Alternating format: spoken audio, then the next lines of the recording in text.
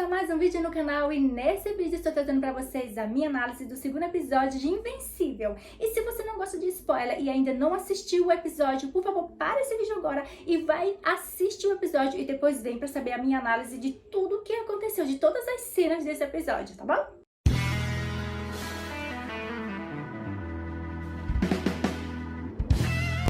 O episódio inicia com a formatura do Mark Grace, sua namorada e seus dois melhores amigos, onde eles estão fechando um ciclo colegial e iniciando um novo ciclo, que é agora faculdade. Só que o Mark Grace ele não está presente, porque ele está lutando contra o Dr. Sísmico. Sim, porque o Dr. Sísmico voltou, gente. E já no finalzinho da formatura, ele aparece para pegar o canudo e dali encerra aquela cena, só que pra muitos, aquela cena foi uma ceninha boba, gente, mas pra mim, na minha análise, aquela cena não é nada de boba, tá? Mostra o que vai vir nos próximos episódios, porque nós sabemos que o Mark Grace, como Invencível, ele está tentando ocupar o lugar do pai dele, tentando mostrar para as pessoas que ele não é ruim. Tá tentando mostrar para as pessoas que ele é bom e que as pessoas podem confiar em um super-herói lá. Então, ele está muito ocupado. E como é que vai vir agora esse enredo, né, gente? Porque agora ele vai ter que conciliar esses dois mundos bem diferentes, onde um toma um horário gigantesco e o outro não fica atrás.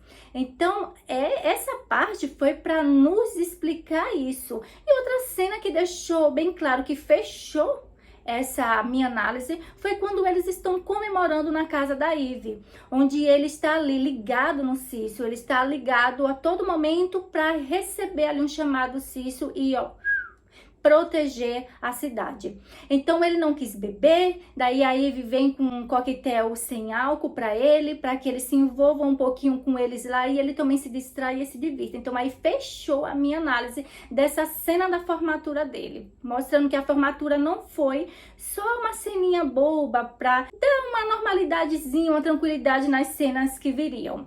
Fechando essas cenas aí, nós vamos agora para a cena onde ele vai lutar com o Asa Negra. Só que esse Asa Negra que apareceu, gente, não é o Asa Negra que foi morto pelo Omni-Man. Ele é um assistente do Asa Negra, ou seja, o Asa Negra era o mentor dele. E ele veio querendo vingança, ele veio querendo pegar o Omni-Man para se vingar da morte do seu mentor. Aqui já nessa cena, os produtores já quis trazer para nós uma narrativa de vingança, que a morte dos súperes não iam ficar por lá assim não, tá? Ah, acabou, descobriu que foi o Omni-Man, ó, bulhufas, que se dane. Não, tem gente que quer vir atrás e quer vingar. E daí me lembrou também, sabe de quem? Me lembrou também da Olga, porque o marido dela foi morto e ela tá fazendo aquela amizade com a Debbie. Será que vem vingança por aí também, por parte dela? Vamos ver, né? Outra cena que mostra que o enredo vai trazer muitas vinganças é a parte da vingança da esposa do Aquarius, rei de Atlântida, onde ela é a rainha de Atlântida agora, a rainha Aquária, e ela quer se vingar da morte do marido, destruindo o filho do Omni-Man, já que o Omni-Man não se encontra para ela se vingar. O Invencível, ele vai para Atlântida e lá em Atlântida ele precisa lutar até a morte com um monstro marinho para ali vingar a morte do rei Aquarius. Aí mostrou mais uma vez foco de vingança. E eu gostei muito disso, gente. Eu gostei muito desse episódio porque não focou no Eggleston. A gente sabe que o Eggleston é o vilão principal. A narrativa principal, a história principal vai estar nele. Mas daí veio trazendo essa também para ficar trabalhando com ele, para não cansar nosso cérebro. E eu achei muito legal isso. Eu particularmente, eu gosto muito disso. Lá em Atlântida, gente, o nosso Invencível, ele achou que teria que se casar com a rainha Aquária. Ele estava muito preocupado, né? Porque uma peixe, né, com cara de sapo, ele achou estranho e ele falou que ele tinha uma namorada e que ele precisava casar com ela. E só que ela já tinha abolido isso de quando morre, o que matou tem que ir para se vingar, eles têm que se casarem com a esposa. Então, ali já acabou e pior do que se casar com ela, eu acredito, era lutar contra aquele monstro. E nesse momento, o nosso Invencível, mais uma vez, ele vem mostrando que os seus poderes não estão amadurecidos ainda e que ele está em fase de amadurecimento.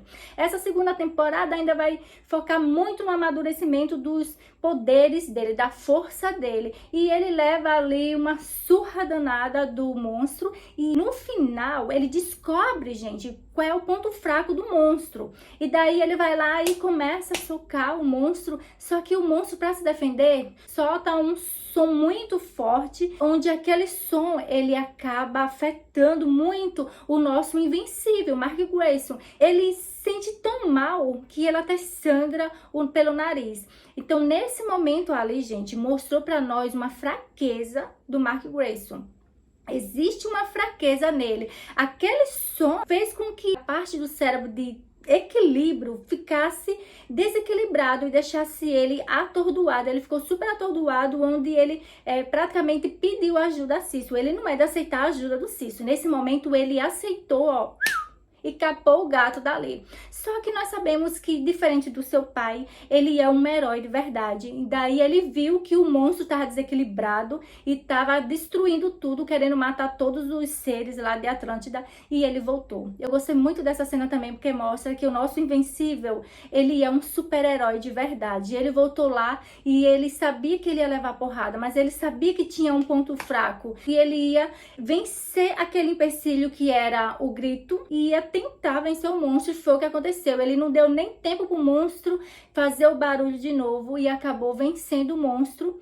E acabou ali essa cena mostrando que ele não deve mais nada à rainha de Atlântida, porque ele pagou defendendo a vida dela. Eu gostei muito, muito dessa cena mesmo. Foi uma cena muito boa, e principalmente porque mostrou aí uma fraqueza dele. Será que o Omni-Man também tem essa fraqueza? Eu acredito que o Omni-Man, ele possa ter. Só que nós sabemos que o Omni-Man, ele é super desenvolvido, já que ele é um Viltrumita. Então ele viveu muito tempo na Terra, ele desenvolveu muitos poderes dele. E nós sabemos que o nosso querido Invencível, ele tem dois lados, né? Ele pegou o lado do Viltrumitas e ele pegou o lado dos humanos, que ele tem a mãe dele, que é humana. Talvez essa fraqueza dele com aquele barulho supersônico é porque ele tem a parte da humanidade, a parte humana da mãe, né? A minha análise momentânea é esta, tá?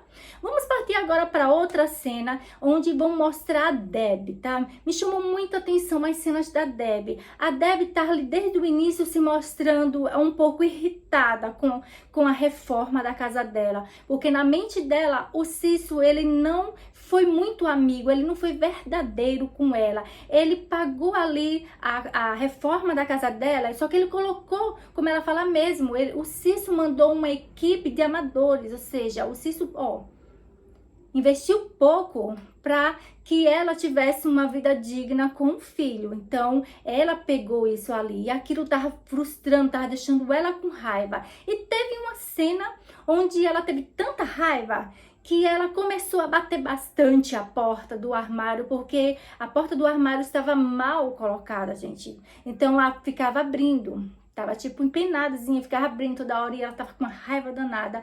E daí ela começou a bater bastante, arrancou a porta. E nisso o filho dela vê ela chorando. Mark Grayson vem de lado de Atlântida, todo detonado, sangrando, e vê ela chorando no chão. Mas acredito que ele não viu a cena que ela bateu a porta desesperada, só que ele viu ela no chão e daí ele vai até ela. E quando ele vai até ela tentar abraçar, ó, ela empurra ele. Ou seja, ela não quer o carinho dele naquele momento. Uma cena anterior a essa cena, ela foi procurar o Cício para falar sobre o filho dela, porque o filho dela tinha perdido a formatura dele, o filho dela estava sacrificando muito tempo da vida dele, de um jovem de 18 anos, que tinha acabado de fazer 18 anos, para salvar, né, o mundo praticamente, para salvar, vamos dizer que até ali Estados Unidos. Então, ela foi lá reclamar com o Cício que, por favor, não fique mais tomando tempo dele. Só que o Cício fala que é ele que quer.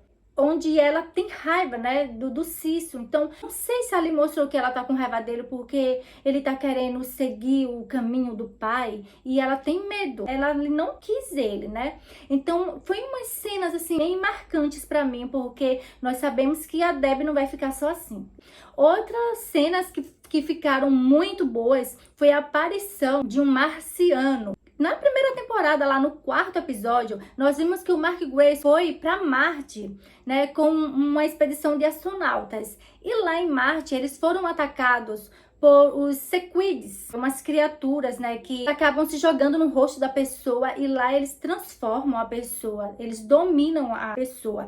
E lá nesse episódio, o Marciano contou para o Invencível que o que esses sequids fazem, que eles são muito perigosos, eles são destruidores de planetas, onde ele não conseguiu dominar o nosso Invencível. Então o Invencível, ele é imune a eles, e os marcianos ficaram muito interessados nisso. Já os humanos, eles não são. Quando saíram de lá, que o Invencível ele sai com a expedição de lá nas carreiras, mostra ali na nave que um deles, que é o Livingston, ele não é mais o Livingston. Até então ali eu não tinha entendido ainda a mudança do símbolo aqui da roupa, que tá aqui embaixo e vem pra cima, né? Mas ali agora, nesse episódio, já mostra que o Livingston, que era o astronauta, ele não era mais o Livingston ali, né? Mostrou que ele era um marciano que estava se fingindo, estava se passando por ele. Então ali já vem agora um enredo do Hans.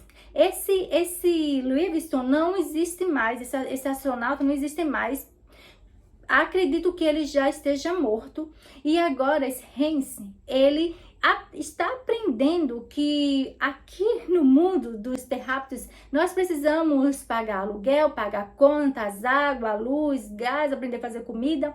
E isso mostra claramente que ele abre a geladeira e lá só tem pizza congelada e ele não esquenta a pizza, né? Ele come crua, puxa duro a pizza. Então mostra que ele não tem adaptação nesses meses que ele, acho que é 6 ou 9 meses, eu não lembro agora, que ele já está na Terra, no planeta Terra.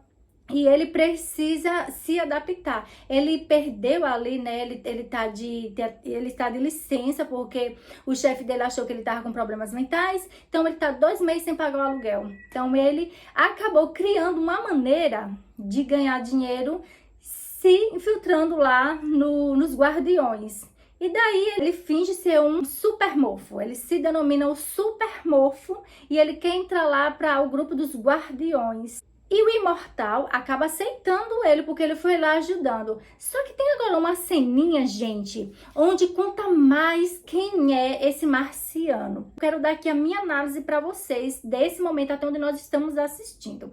Nesta cena, o garoto robô, ele questiona o Imortal porque está colocando ele, aceitando ele no grupo, se ele não sabe da história dele, se ele não contou nada ainda da história dele. E ele conta uma história mentirosa, onde as cenas dele, que vem mostrando para nós dos pensamentos dele, é totalmente diferente da que ele tá falando, onde ele fala que ele nasceu no planeta Terra, só que na cena mostra que ele estava lá em Marte, ele estava lá querendo dominar os marcianos. E quando ele fala que ele adquiriu os poderes num acidente industrial, na verdade lá coloca que ele já tinha os poderes com aqueles sequids, né? Então ele acabou pegando os poderes daqueles sequids. Então aqui agora nós vamos ter que analisar.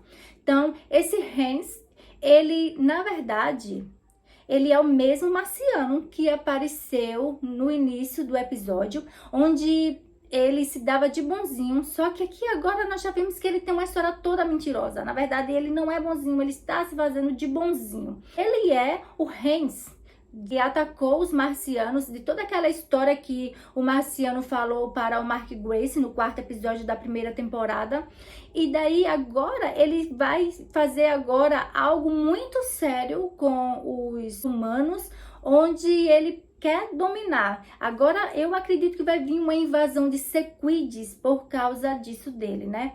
Nós sabemos que ele está agora como os Guardiões e vamos ver o que vai dar. Teve uma cena bastante intrigante, foi sobre o Donald. Nós sabemos que no 7º episódio, o Omni-Man, ele acaba ali destruindo ele, né? Pegando a coluna cervical dele, onde ele aperta um botão e acaba se destruindo completamente. E nós sabemos que o Donald, ele é humano.